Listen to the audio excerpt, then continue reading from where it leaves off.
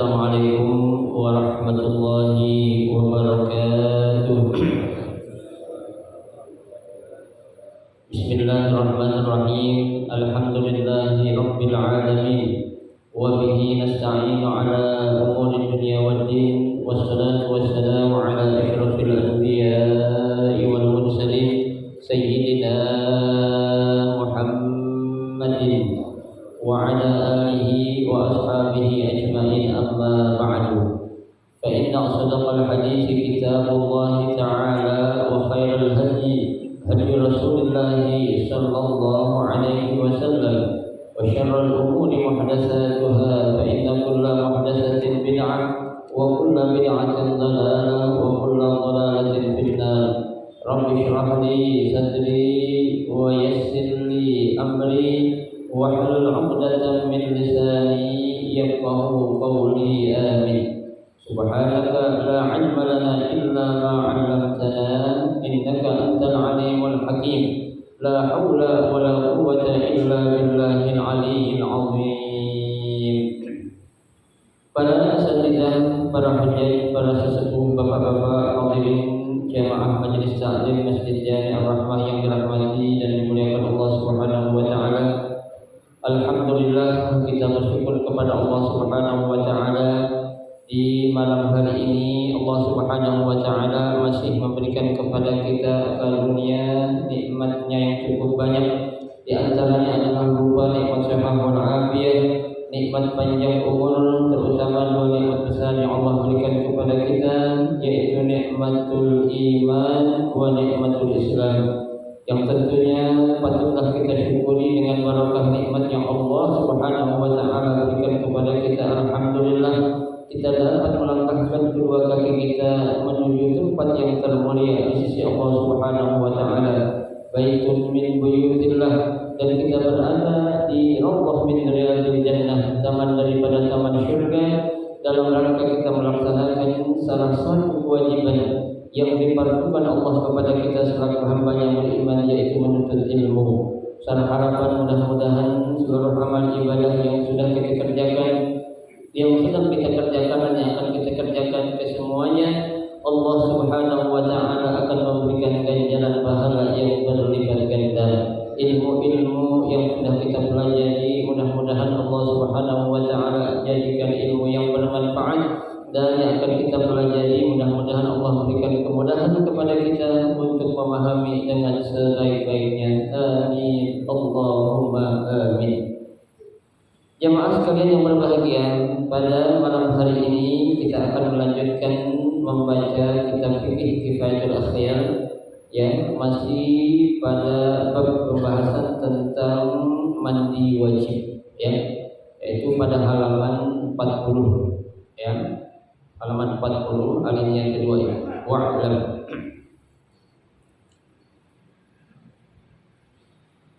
Bismillahirrahmanirrahim. Qala al-musannif rahimahullah wa adama an-naf'a bihi wa bi barakati ulumihi fid darain. Amin. Wa'lam annahu yajibu naqdud dhafairi in lam yasil ma ila batiniha illa bin naqdi wa la yajibu in wasala. Wa hadithu Ummu Salamah radhiyallahu anha wa huwa fi sahih Muslim, qultu ya Rasulullah inni imra'atun ashuddu zafra ra'si fa anquduhu li ghuslil janabah. Qala innama yakfihi an tahsi ala ra'siki thalatha hasayati summa tafidhi alayhi al-ma fatahurina mahmulun ala ma idza kana ash-sha'ru khafiban والشد لا يمنع من وصول الماء إليه وإلى البشرة جميعا بين الأدلة. وهل يسامح بباطن العقل على الشعرات fihi khilafun ar-rajih 'inda ar-rafi'i annahu yusamih bihi lil 'usr wal rajih 'inda an-Nawawi annahu la yu'fa 'anhu li'annahu yumkinu qat'iha bila dararin wala alamin. Qala wa huwa zahirun nass Syafi'i wal jumhur wallahu a'lam. Pada pembahasan yang berikutnya terkait dengan masalah mandi wajib, muallif ataupun musannif pengarang kitab ini mengatakan wa'lam, ketahuilah annahu yajibu naqdud dhafair, ya, bagi seorang perempuan itu untuk melepaskan, ya, sanggulannya. Ya, jadi kalau orang perempuan, ya, nyanggul rambutnya itu, ya, saat dia mau mandi wajib, maka apa? Wajib dilepaskan sanggulan atau ikatan rambutnya itu. Ya, itu wajib, ya, kata fikih Imam Syafi'i. Nah, kenapa wajib, ya, untuk melepaskan sanggulnya, ya, itu in lam yasil alma ila batiniha, ya, apabila, ya, dia itu yakin, ya, kalau dengan ada sanggul rambutnya itu, ya, air nggak bisa apa ya, nyerap ataupun masuk sampai kemana, ke kulit kepala kita. Ya, artinya kan terhalang tuh, ya, karena kalau kita itu atau perempuan itu memakai sanggul apalagi rambutnya tebal, ya, nah boleh jadi tuh air nggak apa ya, nggak bisa langsung nyerap sampai ke kulit kepala, ya, itu jadi makanya disuruh apa ya, lepasin dulu gitu, ya, kalau memang dia itu ya yakin tuh air nggak bakal nyampe atau nyerap sampai ke kulit kepala, ya, gitu. Wala yajibu in wasala, ya, kalau memang, ya, dia yakin, ya, tuh air itu bakal nyerap atau sampai kepada kulit kepalanya, ya, nggak wajib hukumnya dilepas tuh sanggulnya, ya, artinya boleh-boleh aja asalkan kalau memang dia itu yang yakin tuh air bakal nyerap sampai ke kulit kepala, ya. Nah, makanya sekarang, ya, bagaimana keyakinan itu orang atau perempuan, ya, makanya kan kalau sesuatu yang kita yakini itu, ya, enggak akan bisa dirubah ataupun menjadi sesuatu yang beda dengan sesuatu yang tidak kita yakinin, ya, karena keyakinan itu enggak bisa dihilangkan dengan adanya keraguan, asalkan yakinnya duluan, ya, jangan ragu dulu baru yakin, ya. Tapi kalau kita yakin duluan, ya, setelah itu kita timbul ragu, udah buang yang ragunya, kita yakin aja dah, ya. Tapi kalau kita timbul ragu dulu, ya, kemudian baru yakin, berarti kita ragu, berarti tinggalin yang yakin dah, ya, karena keyakinan sesuatu itu dalam kaidah dikatakan al-yaqinu la yuzalu bisyakki dalam kaidah, ya, keyakinan terhadap sesuatu itu tidak bisa dihilangkan dengan adanya apa, suatu keraguan, ya, kenapa? Karena awalnya kita ini sudah yakin, ya, jangan kita sampai digoda dengan adanya keraguan-keraguan yang menyebabkan kita jadi bimbang, ya, yang menyebabkan kita jadi ragu, ya, dengan kondisi kita, apakah kita ini, ya, harus copotin sanggul atau enggak, ya. Kalau kita yakin memang tuh air sampai, ya, dengan masih terpasangnya sanggul, apa-apa enggak dilepas, ya. Tapi kalau dia enggak yakin, maka apa ya, wajib hukumnya untuk diapain, dilepaskan tuh sanggul rambutnya, ya. Orang laki ada nggak yang nyanggul rambutnya? Ada nggak? Ada ya? Ada. Kalau rambutnya itu tebal tuh laki disanggul, dia apa dikepang kalau jadi rambut kan? Ya kan? Biasanya kan kalau orang ngepang rambut, nyanggul rambut tuh rambut jadi apa itu? Numpuk, ya kan? Numpuk, nah otomatis Pak, ya, rambut meskipun tipis-tipis kalau dia nyatu tuh kita gabung numpuk tuh bisa jadi kain nggak bakal nyerap kan gitu, Ya, kenapa? Karena dia bisa jadi kalis atau kahalan, nggak sampai kemana? Ke kulit kepala, di mana tempat tumbuhnya rambut. Ya, makanya wajib dah kita ambil dengan yang wajib aja dah. Ya, bilangin bini-bini kita deh. Ya, atau anak perawan atau ya anak perempuan kita, menantu kita deh. Ya, kalau lagi mandi wajib sanggulnya dibuka aja dah. Ya, itu nggak apa-apa. Untuk apa? Meyakinkan bahwasanya mandi wajib yang dia lakukan itu benar-benar sempurna. Ya, baik. Wa hadisun Ummu Salamah. Ya, di sini ada hadis dari Ummu Salamah, ya, yang mengisahkan yang mana beliau ini bercerita, ya, ngadu kepada suaminya, ya, Ummu Salamah istri Rasul, ya, istri Rasulullah, ya, Ummu Salamah. Apa kata Ummu Salamah dalam hadis sahih? Qultu ya Rasulullah, ya, aku pernah membicarakan kepada Rasul tentang keadaan aku. Kata siapa nih? Kata Ummu Salamah, hebat, ya. Ame laki jangan malu-malu, tanya aja nih. Ya, Ummu Salamah langsung nanya kepada siapa? Kepada suaminya, itu Rasulullah Shallallahu Alaihi Wasallam. Ya, apa yang ditanyakan? Kata Ummu Salamah, inni imra'atun ashuddu dhafra ra'si. Ya, saya ini, kata Ummu Salamah, salah seorang perempuan yang selalu apa ya? Nyanggul rambut. Ya, mungkin rambutnya Ummu Salamah ini panjang kali ya. Ya, sehingga untuk disanggul tuh cakep kelihatannya. Nah, kalau orang rambutnya bondol, apa yang mau disanggul? Ya, kan orang perempuan sekarang jarang demen rambut panjang, demenan pada bondol-bondol ya. Ya kan? Pendek, yang laki pengen panjang kan lucu. Ya, yang perempuan pengen pendek rambutnya, yang laki pengen apa ya? Panjang kebalik gitu. Ya. Nah, ini salah seorang istri Nabi yang bernama Ummu Salamah, ya. Dia bilang karena dia rambutnya panjang dia selalu menyanggul, ya. Dan sanggulan yang dia lakukan itu kata dia apa? Ya, asyudda dhafrun. Ya, selalu menyanggulnya itu dengan ikatan yang apa ya? Kuat. Ya. Jadi nggak hanya sekedar nyempang gitu doang, tapi sanggulan yang dilakukan oleh Ummu Salamah itu benar-benar kuat. Ya, dia bertanya, fa'anquduhu lil ghuslil janabah. Ya, apakah sanggulan yang aku lakukan ini pada rambut saya saat aku akan mandi harus aku lepaskan atau tidak? Ya, kata siapa? Kata Ummu Salamah kepada suaminya, yaitu baginda Rasulullah Shallallahu Alaihi Wasallam. Ya, apa kata Nabi? Qala, ya, innama yakfiki. Ya, kata Nabi, cukuplah bagi ente. Kata siapa nih? Ya, kata Nabi kepada istrinya itu Ummu Salamah. Apa? Antahsi ala raksiki salasa hasayatin.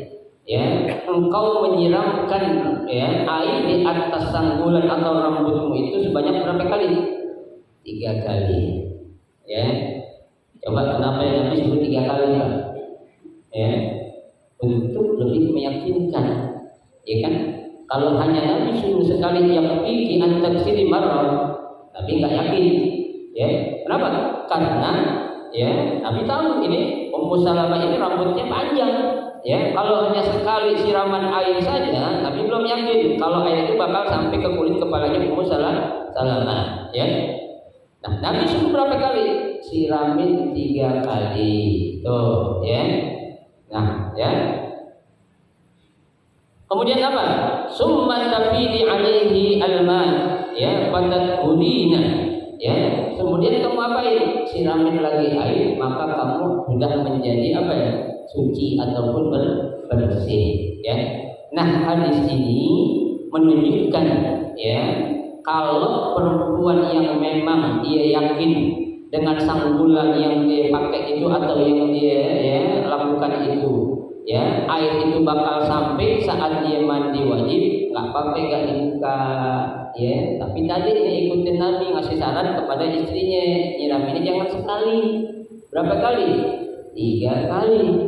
Ya, untuk menghilangkan keraguan atau menjadikan dia itu yang yakin, ya, itu. Jadi cukup untuk diapain? Tidak dilepaskan, ya. Nah, di sini ada pendapat ya, mahmulun 'ala ma idza kana sya'ru ya khafiban. Ya. Hadis ini nih ya, kata pengarang kitab ya, Ummu Salamah tidak melepaskan sanggul rambutnya. Kenapa? Karena dia bilang itu apa? Ini berlaku untuk orang-orang perempuan yang punya rambutnya itu tipis. Ya, tipis. Ya, ada kan orang perempuan rambutnya udah panjang tebal. Ya, itu agak ribet juga itu. Kenapa ya? Karena memang air agak sulit ya untuk sampai kepada kulit kepala. Ya. Nah, sini pengarang katakan ya, hadis ini ya adalah untuk perempuan yang memang dia pakai sanggul tapi memang rambutnya apa? Tipis. Makanya nggak apa-apa, nggak diapain, nggak dibuka tuh sanggul rambutnya. Ya. Tapi kalau tebal mafhumnya ya atau rambutnya itu lebat harus diapain? Dibuka aja dah.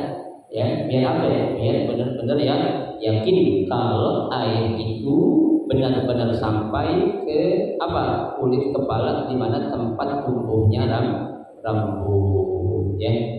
Kenapa? Kalau kita perhatikan ya, yang namanya mandi ini enggak sama dengan wudu ya. Karena kalau wudu enggak mesti harus apa ya? Seluruh kepala ini basah. Kalau menurut Imam Syafi'i kan gitu ya. Tapi kalau mandi ya, ini apa ya? Wajib harus diapain? Seluruh kepala itu harus apa ya? Harus terkena air atau basah ya.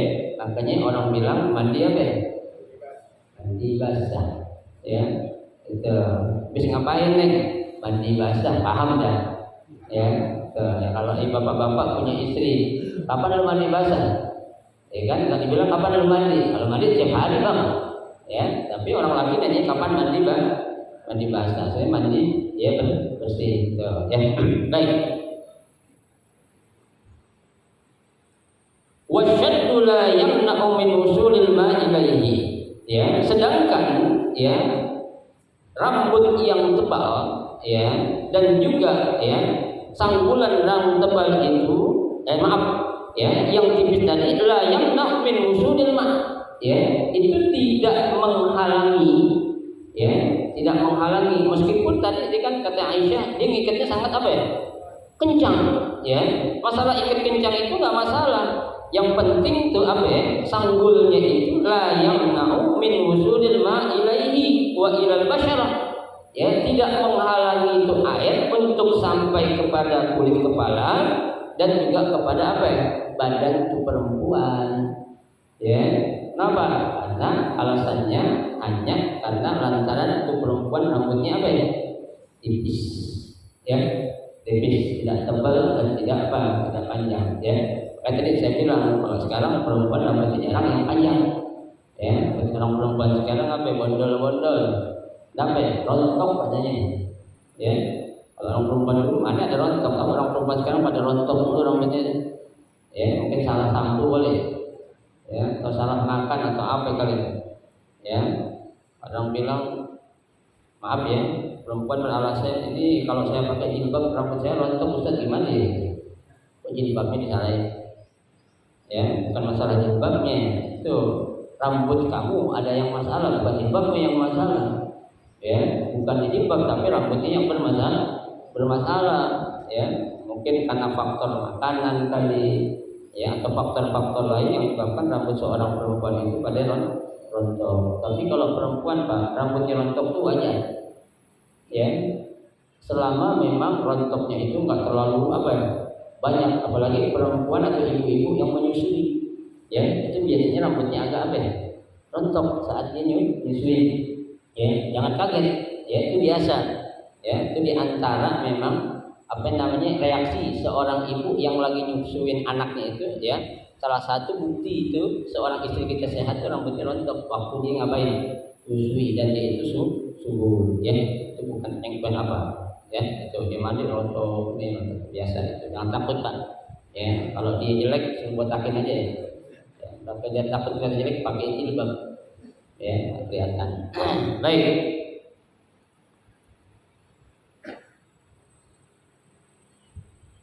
hal yusamih bibatinil aqdi ya ala sya'arat. Nah, ini ada yang bertanya. Ya. Bagaimana nih, apakah dimaafin ya kalau ada seorang perempuan yang punya rambut disanggul tapi rambutnya itu dalam keadaan kusut? Ya. Ini dimaafin kagak nih? Kan kalau rambut kusut susah juga, Pak. Ya. Banyak juga orang perempuan yang punya rambutnya apa? Kusut, jarang diapain? Jarang disisir. Ya. Kalau orang dulu bukan nyisir, pakai apa namanya yang buat nyari kucing? Hah? Serit. Nah, itu. Ya, kalau pakai serit insya Allah nggak kusut rambut. Ya, kan kalau sisir zaman sekarang itu, ya, apa namanya itu gede-gede juga jarang-jarang. Ya, sehingga kalau ada sedikit rambut kusut itu, ya, nggak terurai jadinya. Ya. Nah, ini ada seorang rambut perempuan yang dia pakai sanggul, udah dilepas tuh sanggulnya, tapi masih ada yang kusut, ya. Kusut kan kalau kusut itu berarti itu air kemungkinan nggak bisa langsung nyerap, ya, nggak bisa masuk, ya. Nah, ini apa dimaafin atau enggak nih? Kalau ada seorang perempuan seperti ini, ya, tuh. Fihi khilafun. Di sini ada perbedaan pendapat, ya. Kalau masalah rambut perempuan yang kusut, Pak. Bukan kusut dibuat-buat, bukan, tapi memang kusut ya lantaran ya jenis rambutnya itu yang gampang kusut ada lah, ya gitu. Nah, yang pertama ar-rajih inda Rafi'i, menurut pendapat Imam Rafi'i yang rajih yaitu annahu yusamihu bihi lil usri. Ya, kalau ada rambut perempuan yang kusut, ya emang susah untuk dipisahin atau untuk dibenerin, kata Imam Rafi'i dimaafin dah apapun. Ya, itu dimaafin. Kata siapa? Kata Imam Syafi'i. Kalau memang susah, masa harus di apa namanya itu? Ya, di apa tarik-tarik kita copot rambutnya, ya, gitu. Kalau memang susah untuk diapain? Diuraikan atau untuk dilepaskan dari kusutan rambut tersebut, ya, kata Imam Syafi'i. Warajih inda Nawawi, ada pendapat yang kedua yang kuat juga dari Imam Nawawi. Kata Imam Nawawi apa? Annahu la yufa'alu. Ya, seorang perempuan saat dia mandi wajib ada rambutnya yang kusut harus diapain? Benerin dulu. Ya, dirapiin dulu biar mandi itu air benar-benar apa ya?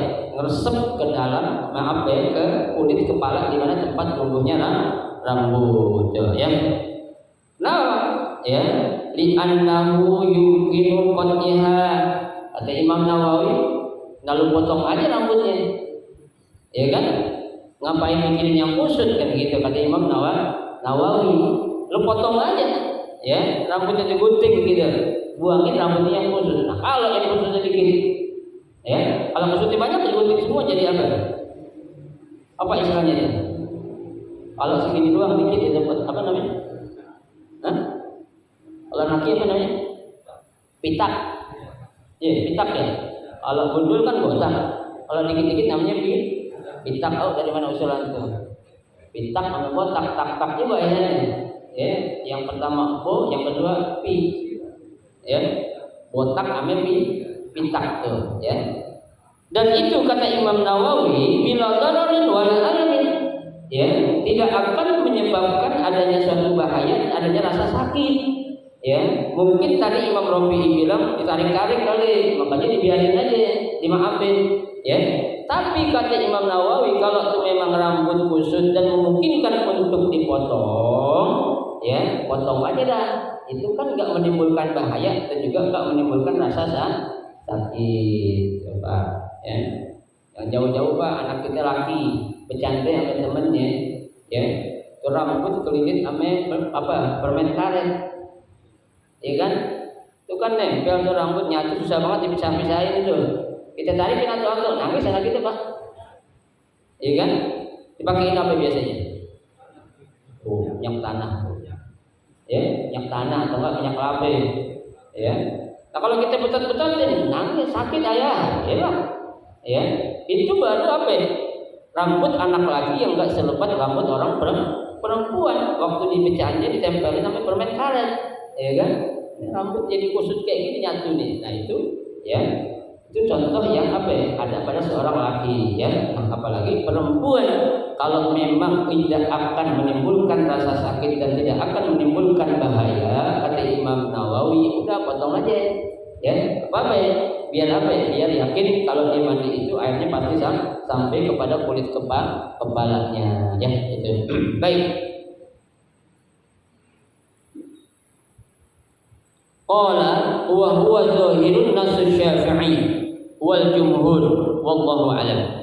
Ya, nah pendapat Imam Nawawi ini ya itu sependapat juga dengan pendapatnya Imam Imam Syafi'i dan juga jumhur kebanyakan para ulama fikih memakai pendapat yang dikatakan oleh siapa?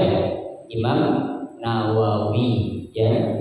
Tadi kan Imam Rafi'i bilang kalau rambut kusut nggak apa-apa dah, nggak perlu diapain, nggak perlu digunting, nggak perlu dirapiin itu, karena emang dia dalam keadaan kusut, dimaafin istilahnya gitu ya.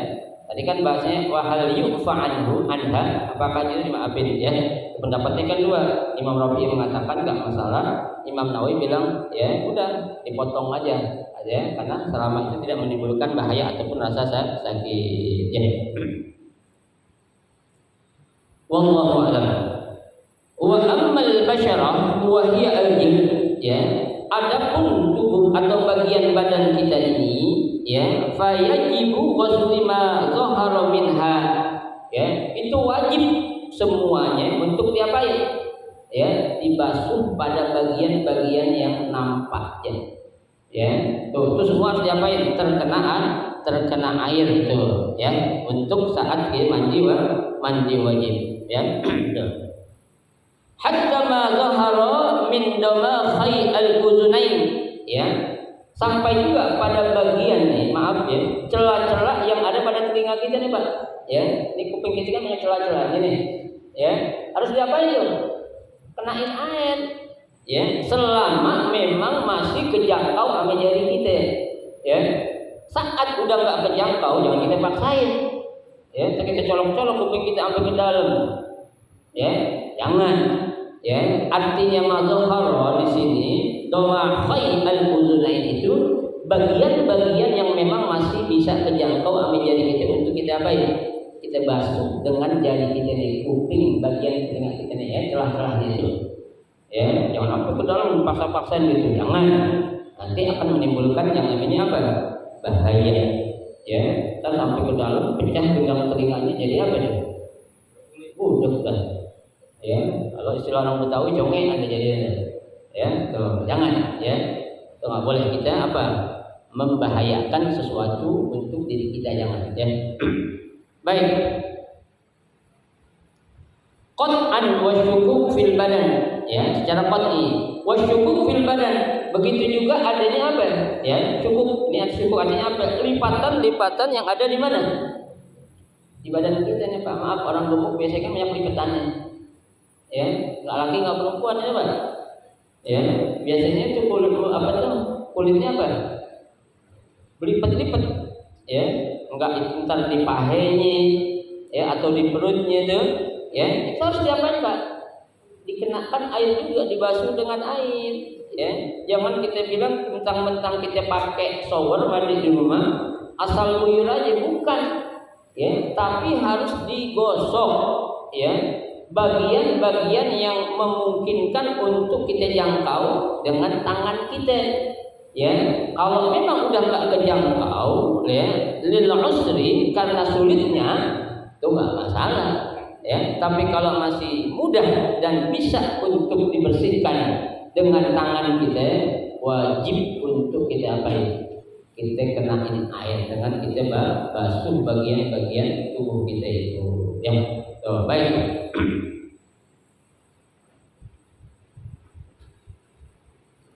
Wa kadza yajibu ghuslu ma tahtal khulfah minal aqlifah nih ya, begitu juga wajibnya ya membasuh khulfah. Apa itu khulfah Pak? Ya, maaf ya, apa namanya, lipatan yang ada di kemaluan laki-laki ya kan, itu maaf ya, laki-laki kan kalau dalam kondisi enggak lagi ya, enggak lagi tegangan tinggi, Kan itu biasa itu kita aneh ya. Kalau lagi tegangan tinggi kan gampang, ya nggak perlu di itu lah. Tapi kalau kondisi dalam keadaan memang ya kagak tegangan tinggi lagi low bed, ya itu harus diapain? Dibasuh itu celak-celak kulub yang ada di bawah kulub itu dikenain air, cara kita itu, ya. Kenapa? Karena itu bagian yang masih bisa kejangkau. Maaf ya, maaf saja itu ini. Biasanya kan kemarin laki-laki itu kalau dalam keadaan lagi low bed kan ketutup ujung itu. Ada yang begitu, ya. Kalau sunatnya memang nggak sempurna, ya. Nah saat dia mandi wajib itu ke atas yang tarik slot gitu tuh, ya. Itu bagian kulupnya biar apa ya? Biar saat dia mandi itu benar-benar apa ya? Terkena air. Tadi saya bilang kalau lagi habis dicas atau mau ngecas nggak masalah, itu mandi langsung kena air. Ya, tapi kalau dalam keadaan low bed, ya itu harus diapain? Dikenain air dengan kita bantu dengan apa ya? Tangan kita, tuh, ya. Kenapa? Apa? Baterainya habis emang, udah ngedrop, ya, udah ngedrop dicas gak ngisi-ngisi. Ya, kalau udah di atas umur kepala 60-70-an dah kali ya. Baik. Wa kadza ma azhara min anfil majdur. Ya, begitu pula ya pada bagian telinga, hidung. Ya, yang apa ya? Yang memang masih bisa kejangkau. Al majdur di sini hidungnya ada yang apa itu? Ada yang kurang. Ya, bisa jadi karena kecelakaan atau musibah akhirnya itu, ya. Nah itu harus dibasuh juga, ya. Dalam hidungnya juga ini yang masih bisa dijangkau dengan apa? Dengan jari kita masukin air, ya. Itu saat kita ngapain? Mandi wajib, ya itu. Wa kadza ma yabdu minas sayyib, ya Pak. Maaf ya. Wa kadza ya ma yabdu minas sayyib, begitu pula ya bagi seorang perempuan yang sudah menjanda, ya. Biasanya kalau perempuan janda saya nggak tahu nih, jadi pikir ada, ya. Jadi perempuan yang udah janda itu, ya, idza qa'adat liqada'il hajah ala ar-rajih, tuh, ya. Jadi perempuan yang janda itu Pak, saat dia buang air dalam kondisi ya duduk, maaf ya, itu bagian kemaluannya itu ada yang keluar, ya. Tahu benar nggak? Coba saya belum tahu tuh. Ya, bagian kemaluan perempuan janda ini ada yang apa ya? Ada yang keluar. Itu bagian yang keluar tuh kata Bibi harus dikenain air juga waktu dia mandi wajib. Tuh. Ini saya baca ilatnya mungkin perempuan yang nggak disunat. Ya, kan perempuan kalau nggak disunat maaf ya, biasanya ada tandanya juga bekasnya tuh, ya. Maaf nanti kalau dia sudah menjanda itu keluar dikit tuh, ya, kayak orang apa ya? Hah? Saya nggak bisa gambarin, saya kurang pengalaman, belum tahu sih gitu. Ya, pokoknya saya baca gitu aja dah, dikit tuh ya. Hah? Iya. Memang pikir Pak harus dijelasin benar-benar, ya, bukan porno, bukan. Apalagi nanti Bapak belajar ya masuk babul jima, enak. Ya, mungkin waktu babulnya speaker saya mati dulu dah, karena orang luar perempuan malu dah. Ya, gitu. Tuh, jadi perempuan yang janda itu Pak, saat dia sudah menjanda, ya, itu waktu dia qada'il hajah mau buang air besar atau buang air kecil itu, ya.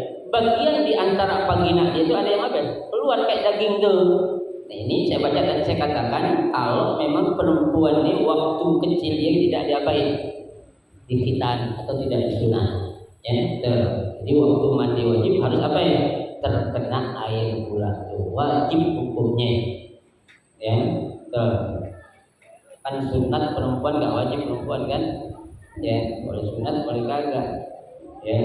Tapi kalau ya sudah sunat ntar aja ngomongin, ya. Baik. Wala tajibu al-madmadah wal istinsyaq fil asah. Ya. Dalam mandi wajib tidak diwajibkan untuk kumur. Ya, tak wajib hukumnya. Ya. La tajibu al-madmadah wal istinsyaq, dan juga tak wajib apa? Ngirup air ke dalam hidung. Ya, itu enggak wajib. Ya. Wudhu juga enggak wajib kan? Kecuali mazhab yang 3 hukumnya wajib. Saat dia wudhu, kumur namanya masukin air ke dalam hidung. Tapi Imam Syafi'i bilang enggak wajib, itu sunnah.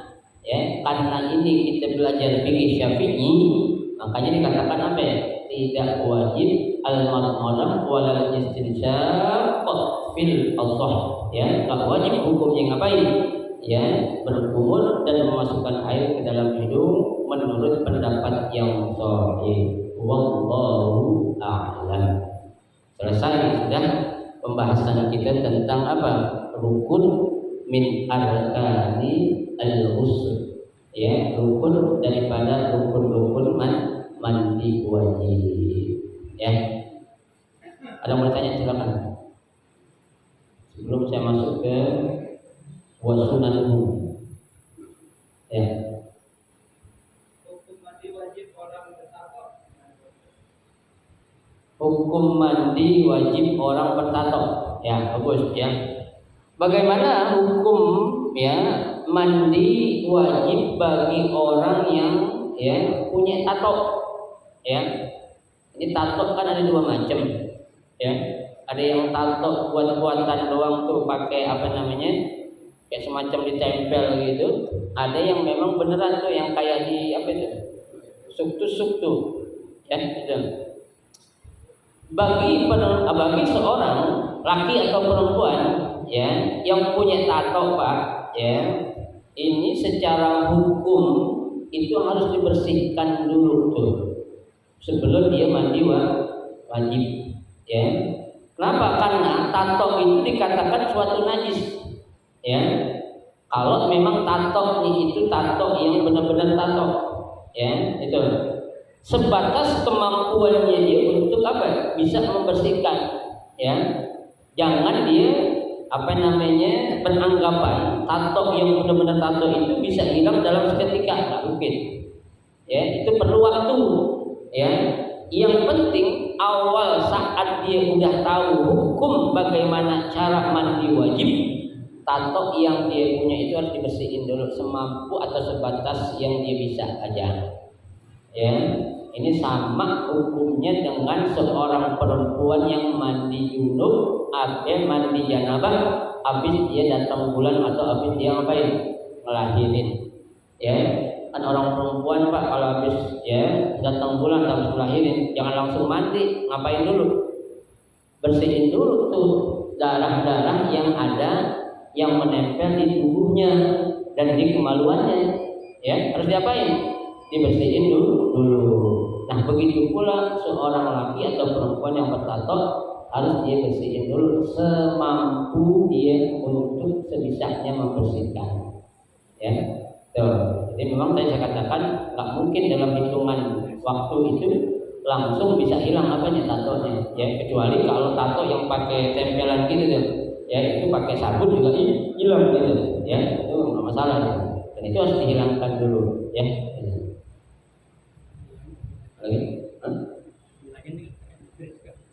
Lagi?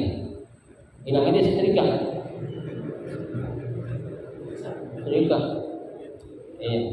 Ya kalau kayaknya sih bukan setrika dengan suhu panas yang agak tinggi memang. Ya kalau setrika kalau jotan deh. Ya pakai apa ada alatnya itu memang. Ada ya makanya dengan cahaya yang panas itu aja. Ya kalau setrika gitu digosok kayak gitu gosok baju. Kalau jotan deh.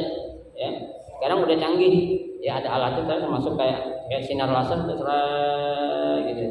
Ya banyaklah caranya, yang penting dia sebisa mungkin untuk apa? Membersihkan tato-tatonya itu. Kenapa? Karena tato itu Pak mencegah sailun ma, ya, menghalangi airnya itu untuk mengalir karena kalis itu dia Pak. Ya. Kalau sekarang kan tato di mana-mana. Ya. Di mana-mana dibikin tato sekarang bingung saya cakepnya apa gitu ya. Ya, ya. Ada lagi?